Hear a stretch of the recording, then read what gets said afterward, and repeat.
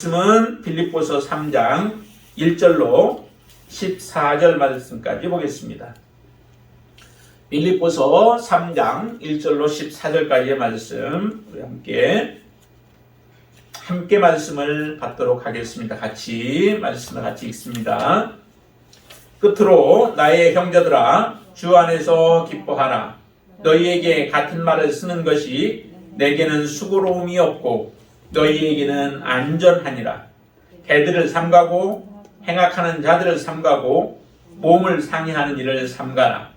하나님의 성령으로 봉사하며 그리스도 예수로 자랑하고 육체를 신뢰하지 아니하는 우리가 곧 할례하라. 그러나 나도 육체를 신뢰할 만하며 만일 누구든지 다른 이가 육체를 신뢰할 것이 있는 줄로 생각하면 나는 더욱 그러하리니 나는 8일 만에 할례를 받고 이스라엘 족속이요 베냐민 지파요 히브리인 중에 히브리인이요 율법으로는 바리새인이요 열심으로는 교회를 박해하고 율법의 의로는 흠이 없는 자라. 그러나 무엇이든지 내게 유익하던 것을 내가 그리스도를 위하여 다 해로 여길 뿐더러 또한 모든 것을 해로 여김은 내 주 그리스도 예수를 아는 지식이 가장 고상하기 때문이라.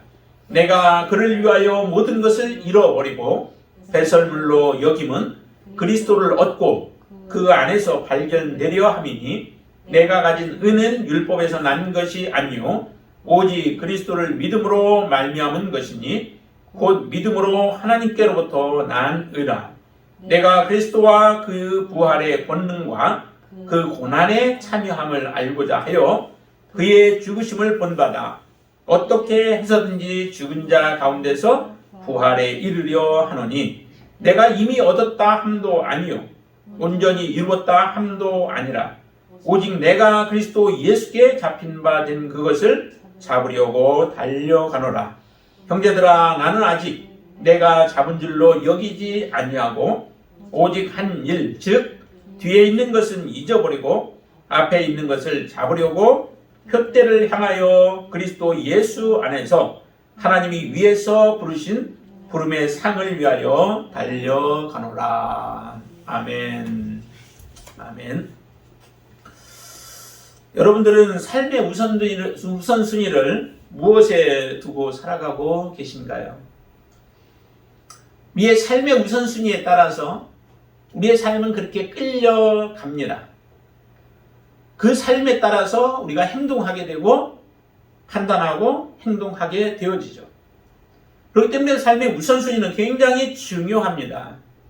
내가 무엇에 중요한 우선순위를 두고 있는가라고 하는 것입니다.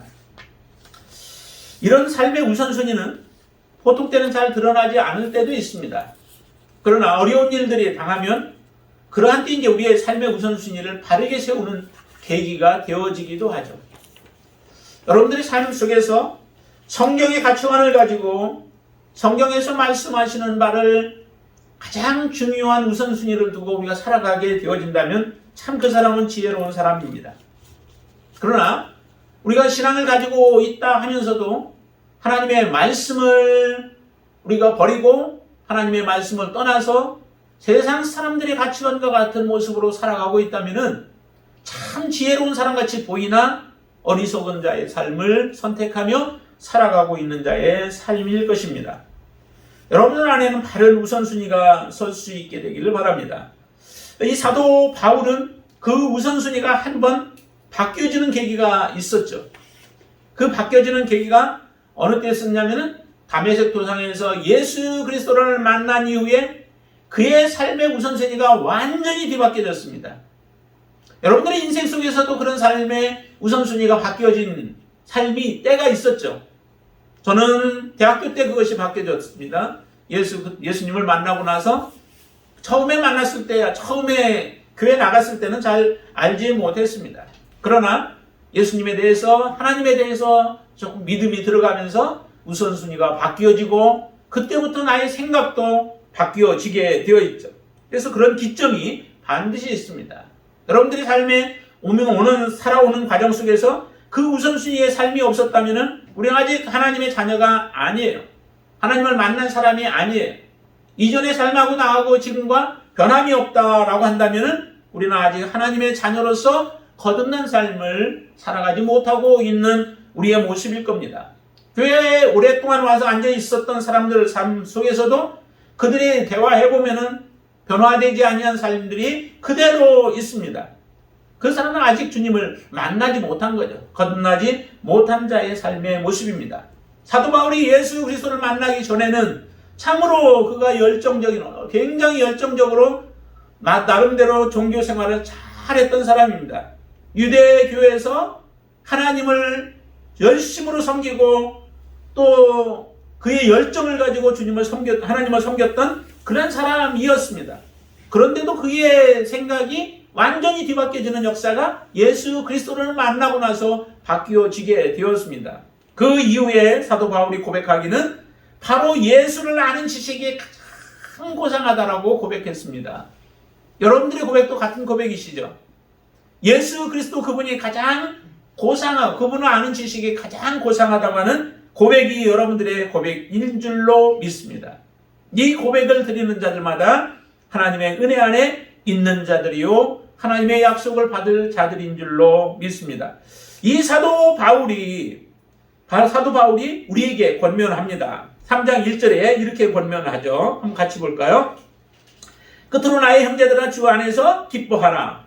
너희에게 같은 말을 쓰는 것이 내게는 수고로움이 없고 너희에게는 안전하니라 라고 말씀합니다. 주 안에서 기뻐하라는 거예요. 빌립보서의 주제가 뭐라고 말씀드렸죠? 네, 기쁨이 바로 이 빌립보서의 사실은 그 큰 핵심이에요. 근데 그 기뻐하는 것이 누구하고 기뻐하느냐? 먼저 사도 바울과 기뻐하고 그 다음에 기뻐해야 할 것이 주 안에서 기뻐하라는 거예요. 사실은 동일한 말씀들이에요. 사도 바울 나와 함께 기뻐하는 것이 곧 주 안에서 기뻐하는 삶의 모습이에요. 정말 사도 바울과 함께 기뻐하는 것이 무엇이라고 저번에 말씀드렸냐면은 함께 은혜를 받았으면은 고난도 함께 받는 자가 되어져야 한다는 거예요. 은혜만 받고 고난은 싫어한다면은 그것은 하나님의 은혜를 제대로 받지 못한 자입니다. 은혜를 받았으면은 그 은혜를 우리가 지키기 위하여 그 은혜대로 순종하기 위하여 함께 고난의 길들도 갈 수 있는 자가 바로 은혜를 제대로 아는 사람이라는 겁니다. 하나님의 은혜를 체험해놓고 우리의 삶은 평탄한 길만을 요구한다면은 그것은 하나님의 은혜를 우리가 아직도 모르고 있는 겁니다. 그래서 사도 바울은 우리에게 권면합니다. 너희가 정말 은혜를 받은 자들이냐? 그러면 주님과 함께 나와 함께 고난을 받는 것을 두려워하지 말고 또 주님과 함께 고난받는 것을 두려워하지 말라라고 하는 겁니다. 주님과 함께 고난은 약속 있는 계명들이에요. 그래서 주 안에서 기뻐하라라고 말씀합니다. 여러분들 주 안에서 기뻐하고 계신가요? 주 안에서 기뻐하라고 했는데 주 밖에서 기뻐하지 말라는 겁니다. 주 밖에서 기뻐하는 것들이 굉장히 그런데 우리는 많죠. 주님 밖에서 기뻐해요. 세상에서 기뻐해요. 세상에서 우리가 높아지면 기뻐해요. 세상의 것으로 기뻐해요. 세상의 것들 때문에 우리는 시간과 열정을 들여가며 살아가는 삶이 되어진다고 하면은 이런 사람의 경우는 정말로 하나님의 자녀라고 우리가 입술로 많이 고백한다 할지라도 실제적으로 그는 하나님의 자녀가 아니라고 하는 것을 우리에게 다시 한번 이 말씀들을 통해서 우리에게 가르쳐 주고 있는 겁니다. 여러분들은 진정으로 예수 그리스도 안에서 참된 기쁨을 발견하고 예수 그리스도 안에서 참된 소망을 발견할 수 있게 되기를 바랍니다. 주 안에서 기뻐하는 자가 진정으로 하나님의 자녀의 모습이라고 하는 겁니다. 이 말은 다르게 얘기한다면은 그리스도를 배워서 그대로 행하라라고 하는 것과도 같은 말이에요. 그리스도를 알아서 그리스도를 배워서 그리스도가 어떤 분이신가, 그분이 나에게 무슨 말씀을 하시는가, 난 그분의 뜻이 어디에 있는가, 또 그분께서 우리에게 주신 명령이 무엇인가 알고 그 뜻 안에서 행해가는 게 바로 주 안에서 기뻐하는 것이라는 거죠. 우리가 그냥 항상 웃으면서 살아가고 하는 것이 그게 기쁨이 아니라 그 안에 가치를 두고 살아가는 거죠. 그게 가장 우선순위가 되어지는 거예요. 주님이 기뻐하는 것이 나의 기뻐하며 주님이 관심 갖는 것이 내가 관심 갖는 것이요. 주님이 가고자 하는 것이 내가 가고자 하는 것이 되어지고 주님이 하고 싶어 하는 것이 내가 하고 싶어 하는 것들이 바로 주님과 함께 기뻐하는 거예요. 주님과 함께 하나가 되어지는 거예요. 그러려면 그리스도를 정말 우리는 배워야 되죠. 알아야 되죠. 사도 바울이 그리스도를 모를 때에는 예수 그리스도의 대적자로 섰었습니다. 그러나 주님을 알고 나니까 그 비밀한 것들을 깨닫고 나니까 그는 이제 더 이상 예수 그리스도의 대적자로 서지 않습니다. 주님을 모를 때 그가 그와 같은 모습이 나타나듯이 우리도 주님을 모르면 결과적으로 우리는 열심을 내서 하나님을 섬긴다고 하나 결국 하나님의 대적자로 설 수밖에 없다라고 하는 것을 우리가 깨닫고 그래서 주님 그리스도를 배워야 합니다. 말씀을 배워야 합니다. 말씀을 잘 우리가 들어야 합니다. 그럴 때에 하나님은 우리를 통하여 역사를 이루시는 거죠. 사도 바울은 이렇게 고백합니다. 내게 능력 주시는 자 안에서 내가 모든 것을 할 수 있다. 하나님이 내게 능력 주시고 하나님이 내게 지혜를 주시고 은혜를 주셔서 그분 안에 있을 때 우리가 모든 것들 그분의 뜻을 따라서 모든 것을 행할 수 있는 거예요. 이게 만병통치와 같은 모습은 아니에요. 그런 것을 이야기하지 않습니다.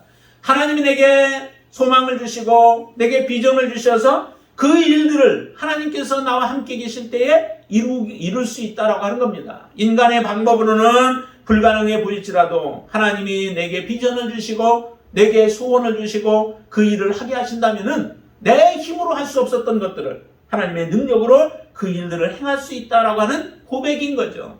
사도 바울의 삶의 고백 속에서 뿐만 아니라 저와 여러분들의 삶 속에서도 하나님은 이와 같은 일들을 행하시기를 원하는 거예요.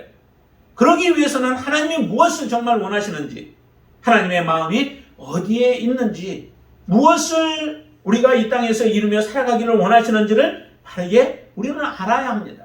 그런데 하나님 앞에 나오지 못하고 우리가 살아간다면, 하나님 앞에 예배하지 못하며 또 우리가 세상 가운데 거하면서 하나님의 뜻을 알 수는 없는 것이죠. 그래서 하나님의 말씀 사모할 뿐만 아니라 예배를 사모하고 하나님의 사람들과의 교제를 사모할 마음을 우리가 가져야 해요. 그 안에서 우리가 자라갈 수 있는 것입니다.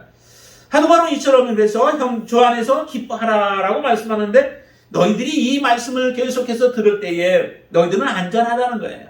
말씀이 없으면 정말 우리는 위험할 수밖에 없습니다. 그냥 우리 밖을 나가버린 그런 양과 같은 모습으로 위험 가운데 처해질 수밖에 없습니다.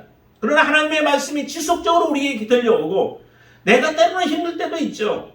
힘들어서 하나님 앞에 포기하고 싶은 그런 때들도 있을지라도 그러한 때 우리가 이겨내고 견뎌내고 인내하며 그 자리를 사모하며 나올 때에 하나님의 말씀이 지속적으로 우리를 지켜주시고 고하는 역사가 일어나게 되어질 줄로 믿습니다.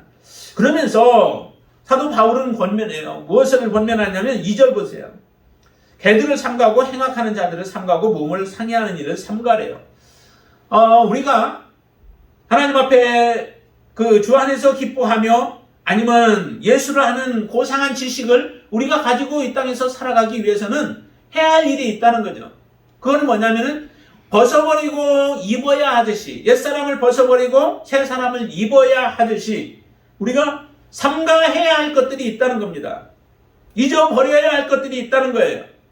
잊어버릴 것 그렇게 말씀하고 있죠. 여기서도 보시면은 13절 말씀 한번 보실까요? 13절에 보시면은 형제들아 나는 아직 내가 잡은 줄로 여기지 아니하고 오직 한 일 즉 뒤에 있는 것은 잊어버리고 앞에 있는 것을 잡으려고 뒤에 있는 것은 잊어버린다라고 얘기합니다. 뒤에 있는 것들이 무엇일까요? 잊어버려야 할 것들이 무엇일까요?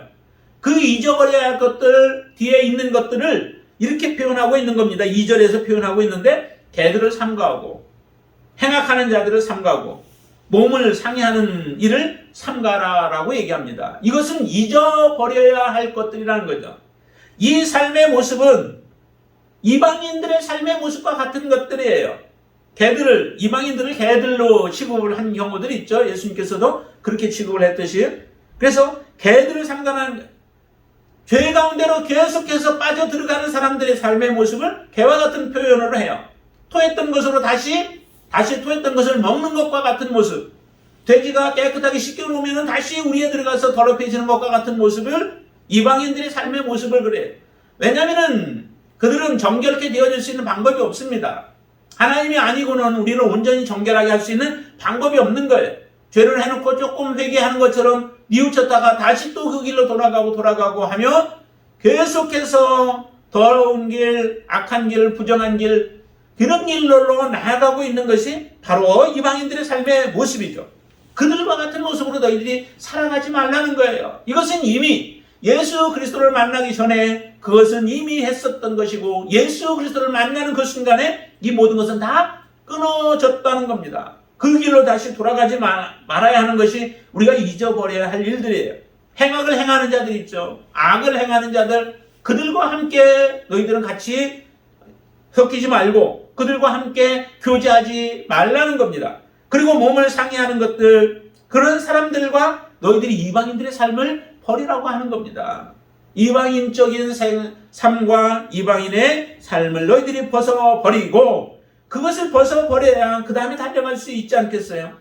그리고 나서 3절에 보면 이제 우리가 달려가야 할 길을 얘기해요. 어떻게 살아가야 할 것인가. 3절 보세요. 하나님의 성령으로 봉사하라라고 얘기합니다. 하나님의 성령으로 여러분들이 그렇게 섬기고 있나요? 하나님의 성령으로 섬긴다면 우리의 삶을 통해서 하나님이 드러나는 겁니다.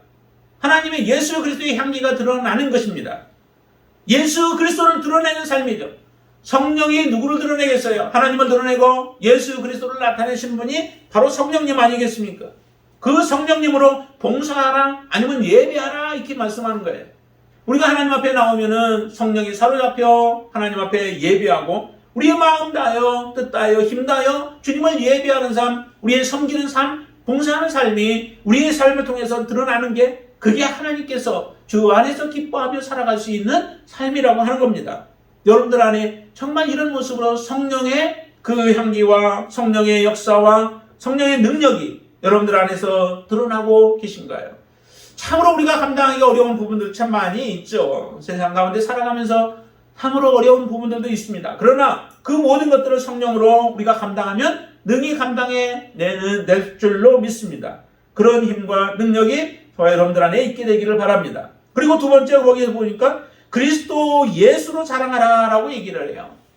우리의 자랑거리가 무엇인가요? 여러분들이 무엇을 자랑하시나요? 여러분들의 입을 통해서 나타나는 것들이 보통 무엇이 나타나나요? 나의 의를 드러내는 것도 하나님은 원치 아니하십니다. 나를 자랑하는 건 하나님이 원치 아니에요. 오직 우리를 통해서는 그리스도 예수만 드러나기를 원한다는 거죠. 우리는 새 사람이 되었기 때문에 그렇습니다.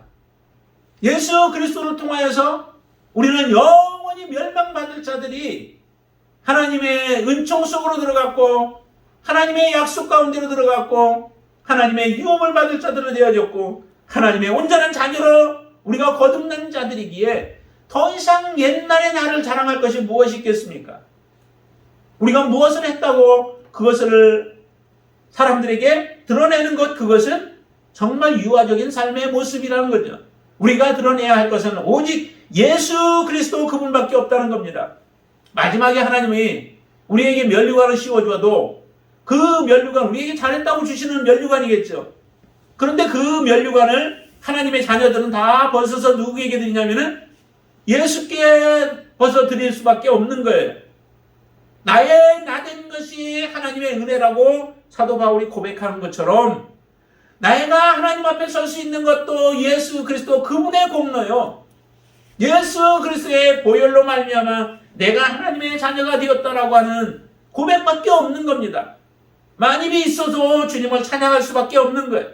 그런 주님 앞에 모든 걸 드린다면은 이 땅에 살아가는 동안에, 우리가 하나님의 자녀로 이 땅에서 살아가는 동안에 우리가 우리를 드러낸다면은 과연 그게 하나님의 자녀의 모습이겠습니까? 이 땅에 살아가는 동안에도 우리의 모습 속에서는 오직 예수 그리스도만 드러날 수 있어야 된다고 하는 겁니다. 여러분들 그렇게 예수님을 드러내고 계신가요? 이게 바로 주님과 함께 주 안에서 기뻐하는 사람의 모습이라는 겁니다. 또 우리가 하나를 얘기하죠. 육체를 신뢰하지 아니한다. 육체를 신뢰하지 아니한다. 사도 바울은 육체를 신뢰할 만한 게 굉장히 많았습니다. 거기에서 그렇게 고백하죠. 정말 주 안에서 기뻐하는 삶이 무엇인가 라고 하는 것을 사도 바울이 자기의 삶을 제시를 하는 거예요. 내가 이렇게 살았는데 이것이 바로 주 안에서 기뻐하는 삶이야 라고 지금 말씀하고 있는데요. 그 중에 이제 몇 가지를 이야기를 합니다. 그 중에 자기가 얘기하고 있는 부분들을 한번 보세요. 다른 사람들이 정말로 자기 육체를 신뢰할 만한 것이 있어서 자랑하고 있다면은 나도 그런 부분에 뒤지지 않는다. 어느 누구를 내세워도 내가 살아온 삶과 비교해 볼 때에 내가 그들에게 뒤지지 않는 그런 자랑할 만한 것이 있다라고 하는 거예요. 그러나 이게 사도 바울이 자기가 자랑하고 싶은 게 아니에요. 이거를 말하고 싶은 게 아니에요. 이것은 단지 사도 바울을 대적하고 사도 바울을 우리가 힐난하고 또 문제를 삼고 있는 그런 대적자들을 향하여서 사도 바울이 하는 말이지 이것을 자랑하는 게 지금 아닙니다. 자, 그런데 보세요. 사도 바울이 어떤 사람이었는지를 한번 보세요. 5절 보세요. 5절. 나는 8일 만에 할례를 받았다라고 얘기를 하죠. 8일 만에 할례를 받은 성경에서의 사건은 이 바울과 또 하나를 보면은 이삭의 경우가 나타나요. 다른 사람들은 이제 받은 사람이 있었겠지만 성경에는 등장하지는 않아요. 그런데 이 지금 사도 바울은 8일 만에 할례를 받았다는 거예요. 이 성경에 말씀하고 있는 거죠. 창세기 17장 12절 말씀에 보면은 그렇게 얘기를 해요. 그러니 자녀에게 8일 만에 할례를 베풀라라고 말씀하고 있어요. 그 말씀 따라서 율법적으로 자기는 부모를 통하여서 그렇게 할례를 받았다는 거예요. 그러니 얼마나 이거 유대인적인 삶을 살고 있는 거예요. 금이 없도록 하기 위해서 8일 만에 아들에게 할례를 베푼 집안에서 그가 태어나기도 했고요. 그리고 또 이스라엘의 족속이라고 얘기를 해요. 이스라엘의 족속이라고 하는 것이 내가 유대인이다라고 하는 것을 이야기를 하는 게 아니라 하나님의 약속이 있는 아브라함의 자손이다라고 하는 그런 의미로 이야기를 하는 겁니다. 다른 유대인이지만은 하나님의 약속이 없는 사람들이 있었죠. 예를 들어서 아브라함의 자녀가 누구였어요? 아브라함의 자녀가 이스마엘하고 이삭이 있잖아요. 이스마엘과 이삭이지만은 약속의 자녀는 누구입니까? 이삭이 약속의 자녀이죠. 이처럼 이스라엘의 유대인들이 많이 있지만 히브리 민족이 많이 있지만은 그 가운데서 하나님의 약속을 받은 자가 따로 있다는 거예요. 그거는 아브라함의 자손 혈통을 이어가는 자녀들이 바로 하나님의 약속의 자녀라고 하는데 이 바울 같은 경우는 지금 그런 하나님의 약속이나 아브라함의 자손이라고 하는 거죠. 거기에다가 베냐민 지파래요. 베냐민은 누구의 아들이냐면은 야곱이 사랑했던 라헬의 마지막 아들이죠. 굉장히 사랑을 받는 자예요. 그러면서 베냐민 지파는 통일 왕국이었다가 그 다음에 갈라질 때에도 남유다와 함께 남쪽의 유다에 속했던 지파가 이 베냐민이에요.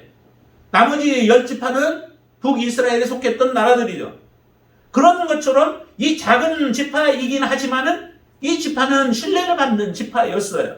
그리고 그 지파에서 누가 나오냐면 사울 왕이 이제 나오게 되어지죠. 그래서 자기는 베냐민 지파고 히브리인 중에 히브리인이라고 고백하고 있고요. 율법으로는 바리새인이래. 자, 이와 같은 히브리인까지는 자기가 자동적으로 좋은 환경과 조건 속에서 태어난 겁니다. 그것도 아주 가장 좋은 조건들이죠. 그런 속에서 태어났을 뿐만 아니라 그 다음에 율법으로는 바리새인이다라고 얘기를 해요. 바리새인은 자기가 되어져야 하는 거죠. 그만큼 열심을 가져야 돼요. 또 하나님에 대해서 소망을 가지고 그렇게 자기가 자기 자신을 쳐서 분리되어진 거룩한 삶을 그런 살아갔을 때 바리새인으로 인정을 받는 것이지 이런 가정에서 좋은 가정에서 태어났다고 해서 무조건 바리새인이 되어지는 건 아닙니다. 그러면 환경적으로도 좋은 환경에서 그가 태어났을 뿐만 아니라 그의 의지나 그의 믿음 여러 가지 면에서도 정말 다른 사람들보다 특별하게 뛰어난 자로서 하나님을 사랑했던 자다라고 하는 표현을 하죠. 그래서 바리새인이라고 표현하고요. 열심을 보면은 어느 누구에게 뒤지지 않을 정도로 교회를 박해하는 데에 앞장섰던 사람이에요. 율법의 의로는 흠이 없었다라고 얘기를 해요. 율법을 다 지키면서 살았다는 거죠. 그러니까 하나님 앞에서는 사실은 의로운 자는 없죠. 율법을 지켜서 온전하게 지켜서 의로울 수 있는 사람은 없어요. 형식적으로는 율법을 지켜낼 수는 있어요. 그러나 그 안에 하나님이 말씀하신 정신과 또 하나님이 주시는 율법을 주시는 온전한 그 뜻을 그대로 다 이루어서 낼 수 있는 사람은 이 세상에 아무도 없어요. 그런데 형식적인 부분들에 있어서는 이 사도 바울이 율법을 완전히 지키는 자로 그렇게 열심을 가지고 살았다라고 고백을 하고 있습니다. 이런 사람이 어디에 있겠어요? 그러나 사도 바울이 이렇게 열심을 내서 섬겼는데 이것이 의미가 없다라고 하는 거 고백이에요. 내가 너희들보다도 더 열심으로 섬겨서 정말 뛰어난 자처럼 그렇게 살았지만은 그러나 그게 과연 아무 의미가 없더라라고 하는 고백을 하고 있는 거예요. 왜 이것이 그렇게 의미가 없는 것으로 바뀌어졌을까요? 주님을 만나기 전에는 정말 이게 가치가 있는 것이고 자기의 삶의 가장 우선순위가 아니었겠어요. 이 일을 위해서라면 자기의 모든 것을 다 버릴 수 있는 그런 삶이었어요. 그런데도 사도 바울은 이제 고백하기를 이게 의미가 없더라라고 얘기합니다. 여러분들이 지금 아직도 옛 것들이 여러분들 소중하게 느껴지나요? 여러분들 그것을 놓지 못하고 있나요? 옛날 것들을 우리가 다시 잡으려고 하고 있나요? 그러면 우리는 하나님의 자녀가 아니라는 겁니다. 사도 바울이 왜 이렇게 바뀔 수 있었을까? 그것은 이제 7절부터 이야기를 하죠. 7절 한번 보실까요? 그러나 무엇이든지 내게 유익하던 것을 내가 그리스도를 위하여서 해로 여길 뿐더러 8절 같이 읽습니다. 또한 모든 것을 해로 여김은 내 주 그리스도 예수를 하는 지식이 가장 고상하기 때문이라. 내가 그를 위하여 모든 것을 잃어버리고 배설물로 여김은 그리스도를 얻고 9절 그 안에서 발견되리 함이니 내가 가진 은혜는 율법에서 난 것이 아니요 오직 그리스도를 믿음으로 말미암은 것이니 곧 믿음으로 하나님께로부터 난 의라라고 얘기를 해요. 예수 그리스도에다가 비교해 보니 내가 그동안에 추구하였던 것들, 내가 그동안에 얻었던 것들, 내가 그동안에 누렸던 것들, 이것들이 정말로 가치 없는 것들이라는 겁니다. 표현을 이렇게 표현하죠. 해로 여긴다. 그리고 거기에 보면 잃어버리고 배설물로 여겼다라고 얘기를 하죠. 모든 것을 잃어버리고 배설물로 여겼다. 여러분들 그렇게 고백하시나요? 그렇게 여러분들이 여길 수 있을까요? 얼마나 고상하기에. 주님을 알고 나니까 이 세상에 있는 것들은 정말 일시적인 것들이죠. 어느 땐가는 다 이것이 없어질 것들이에요. 무너질 것들이에요. 이것이 내가 아무리 꽉 붙들고 있어도 내가 마지막 하나님 앞에 설 때에 그때 이것은 나에게 전혀 도움이 되어지지 않는 것들이라는 거예요. 내가 8일 만에 할례를 받은 것이 무슨 의미가 있고, 내가 유대인 중에 유대인들 무슨 의미가 있고, 또 베냐민 집하면 무슨 의미가 있고, 또 정말로 율법으로 바리새인처럼 그렇게 살았던 삶이라도 과연 이게 무슨 의미가 있겠냐는 거예요. 바리새인들도 주님 앞에서 많은 책망을 받게 되어지죠. 서기관들과 바리새인들, 자기들이 바르게 살고 있다고 생각하는데 많은 사람들이 존경해요, 인정해요. 그런데도 예수님의 책망을 받게 되어져요.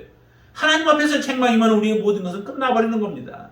하나님 앞에서 인정받는 자가 되어져야 되죠. 그런데 내가 지금까지 얻으려고 했던 이것들을 가지고는 하나님 앞에 인정받을 수 있는 게 없다라고 하는 것을 깨닫게 되어질 때에 참으로 허무함을 느끼며 대신 정말 예수 그리스도를 발견하니 그분은 보석과 같이 빛나는 거예요. 거기에 무엇인들 비교할 수 있겠습니까? 예수 그리스도를 만난 자들이 다 이와 같은 모습이 되어야 하는 거죠. 예수 그리스도를 여러분들이 정말 모셔드렸을 때, 주님으로 모셔드렸을 때, 주님을 만났을 때에 우리 안에 참된 빛이 들어오고 그 빛으로 말미암아 우리의 어둠이 다 물러가고 그분이 주시는 참된 소망으로 우리가 가득 차게 되어질 때에 우리가 이 땅에서 살아가는 동안에 어려운 일을 만나도 고난을 만나도 우리 권명경 집사님 정말 항암 치료하는 과정 속에서도 항상 이렇게 전화해 보시면 굉장히 밝으세요. 하나님 앞에 그냥 기도하고 소망 가지고 그러면서 그 감당하셨기 때문에 참 그 모습을 보면서 저희가 오히려 더 위로를 받고 힘을 얻었는데요. 정말 그렇습니다. 우리가 이 땅에서는 이제 살아갈 날들이 얼마 많지 않잖아요. 이 땅에 소망을 두면 그것으로 다 끝나요. 그 정도에서 끝나요. 그러나 이 땅이 아닌 영원한 천국을 바라보게 만든다면은 그것이 우리에게는 참된 소망인 거죠. 고난 속에 있어도 하나님을 찬양할 수 있고 아픔 속에 있어도 하나님의 은혜로 말미암아 우리가 새 힘을 얻을 수 있는 겁니다. 이런 사람이 바로 주 안에서 기뻐하는 자죠. 진정으로 기뻐할 수 있는 사람이고 기뻐하는 자의 모습이에요. 사도 바울은 그거 다 이제 버리고 자기는 새로운 것을 하나를 지금 발견하고 나아가기를 원하는데 예수 그리스도 안에서 발견되어지기를 원한다는 겁니다. 예수 그리스도를 얻고 예수 그리스도 안에서 발견되기 위하여서 자기는 살아가는데 그것을 예수 그리스도를 믿음으로 말미암는 하나님의 의가 내 안에 들어오고 그 의로 말미암아 우리가 하나님 앞에서 발견되어지기를 원하는 그 소망 속에 살아가는 겁니다. 사도 바울이 이제 붙잡고 나아가는 것이 있습니다. 그 붙잡고 나아가는 것이 바로 예수 그리스도인 거죠. 예수 그리스도의 삶이에요. 예수 그리스도와 같이 우리가 함께 교제하며 살아가기를 원하는 그 소망이에요. 예수 그리스도와 함께 할 때에 예수 그리스도의 부활과 같이 우리도 그 부활에 참여하는 자가 되어진다라고 고백하고 있는 겁니다. 한번 보세요. 정말 이 부활이라고 하는 것이 우리가 지금 지식적으로만 알고 있지만은 부활을 경험하게 되어질 때에 그 기쁨이 얼마나 충만할까. 내가 완전히 모든 것이 끝난 줄로 알았던 자들이 다시 부활을 경험하게 되어질 때 어떤 사람은 기쁨 가운데 정말 충만하게 은혜 가운데 나아갈 자들이 있고 어떤 사람은 모든 것이 끝난 줄 알고 다 거기에다가 우리의 소망을 걸었는데 그런데 다시 살아나는 역사가 일어나는데 그게 영원한 지옥으로 영원한 고통으로 끝나버린다면은 그들은 얼마나 울며 이를 갈며 슬피 울겠어요. 그때 이와 같은 일들이 일어난다는 거죠. 그러나 사도 바울은 그 부활 중에서 예수 그리스도와 함께하는 부활, 예수 그리스도가 경험한 그 부활을 경험하기를 원하는 게 사도 바울의 소망인 거예요. 그 소망 때문에 사도 바울은 달려가는 겁니다. 이렇게 얘기를 하죠. 자, 아직 내가 얻은 건 아니라 라고 얘기를 하죠. 12절 말씀 보세요. 12절. 내가 이미 얻었다 함도 아니요 온전히 이루었다 함도 아니라 오직 내가 그리스도 예수께 잡힌 바 된 그것을 잡으려고 달려가노라. 여러분들 이렇게 달려가실 수 있게 되길 바랍니다. 거기 멈추지 마세요. 제자리 걸음 하지 마세요. 뒤로 물러가지 마세요. 하나님 뒤로 물러가든지 제자리 걸음 하는 거 하나님 기뻐하지 않으신대요. 이 소망이 있으면은 달려갈 수밖에 없는 거예요. 사도 바울은 그것을 잡으려고 달려간다라고 고백하고 있습니다. 그것을 잡기 위하여, 부활을 잡기 위하여, 부활을 얻기 위하여 달려가기 위해서는 뒤의 것들은 잃어버리라는 거죠.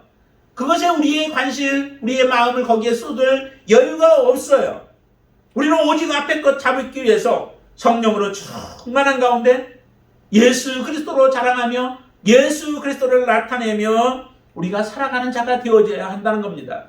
육체를 신뢰하고 육체를 자랑하게 되어지는 자는 뒤로 물러가는 자들이요 하나님의 은혜에서 떨어진 자들의 삶의 모습이라고 말씀하는 겁니다. 14절 우리 한번 같이 읽어보죠.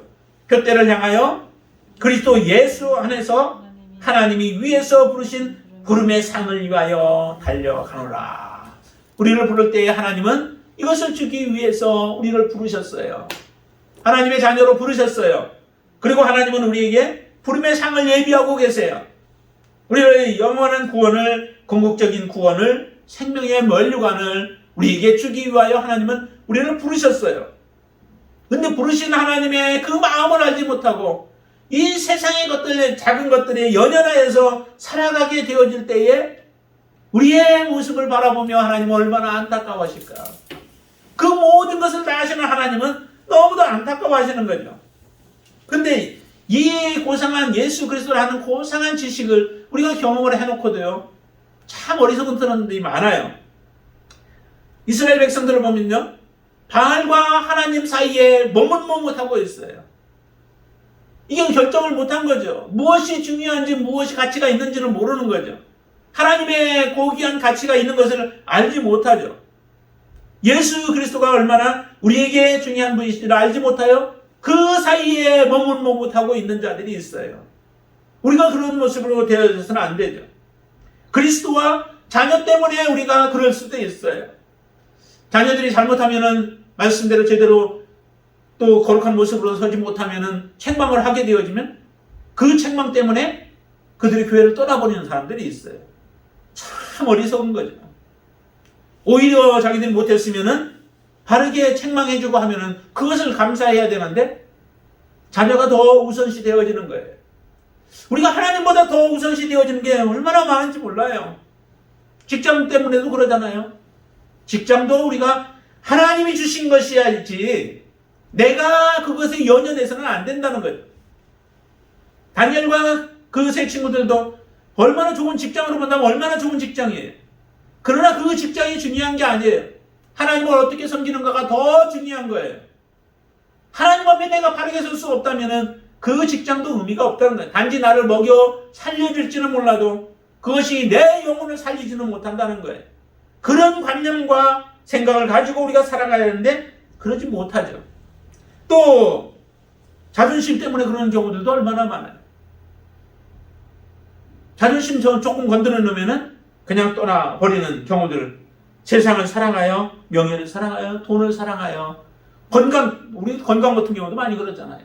건강을 하나님께서 우리에게 주셔서 섬길 수 있으면 얼마나 좋아요. 그러나 항상 우리가 건강하다는 보장은 없어요. 그리고 마지막에는 노안도 건강이 약해져서 그러는 거 아니겠어요? 언젠가는 우리가 그렇게 되어져요.